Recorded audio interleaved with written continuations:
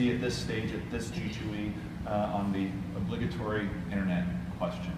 I suppose it's something all of you might have found out. Well, I think, from my perspective, it goes back to, it almost ties back to consumers, right? You hear Patty, and I agree with her entirely, when she talks about the consumer just drives and demands more today. It's not about mass customization. I mean, it's not about mass consumers with one size. It appeals to everybody. And there is this digital interactivity.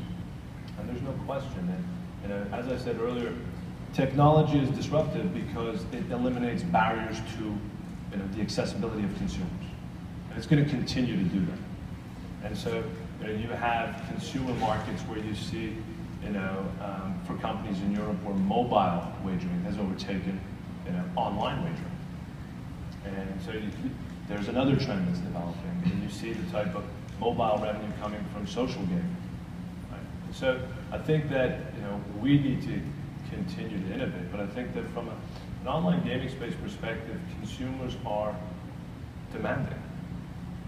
There is a churn on product because the same, where you could put a game on a floor of a casino and it could be a hit for years, you will not see the same type of effect online. There is a quicker churn.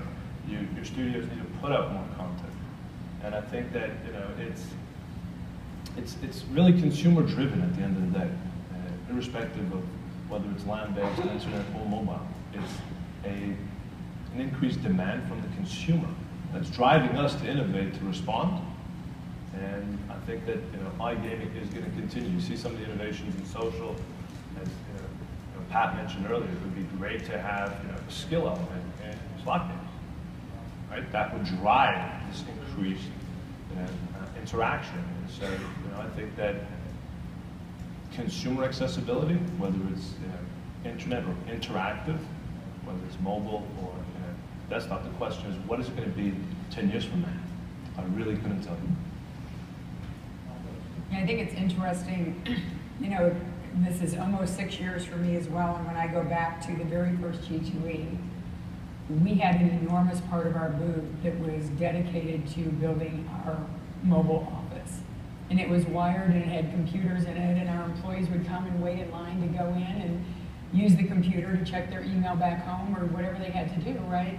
And today, I mean, even AGA, I mean, it's using the mobile infrastructure, the internet infrastructure to talk to people about when an event is going on here, and everyone's checking the Facebook page and checking their posts to see kind of what is going on at G2E. So, I mean, I think one of the things we talk about often is that this industry hasn't necessarily embraced the future technology at the speed, but the reality is we have. I mean, everybody out here, I don't know how many people in this room have an iPad on their lap, but I would suggest many do.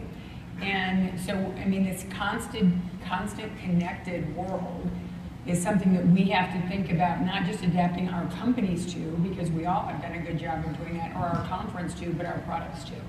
And ignoring, we can call it the internet connectivity, whatever you want to call it, but I mean, we can't ignore it, right? It's impacting the way we do business, it's impacting the way we build products, it's impacting the way we reach our employees and our customers, and a little slower to adapt than others. But I mean, this is very different. Walking around this G2E for me, you're really starting to see everybody's following each other's company on Facebook and the social postings and who has the share of voice in social today and tomorrow. And we didn't think about those things 5 years ago. So we are using the tools, we just have to embed them in the products.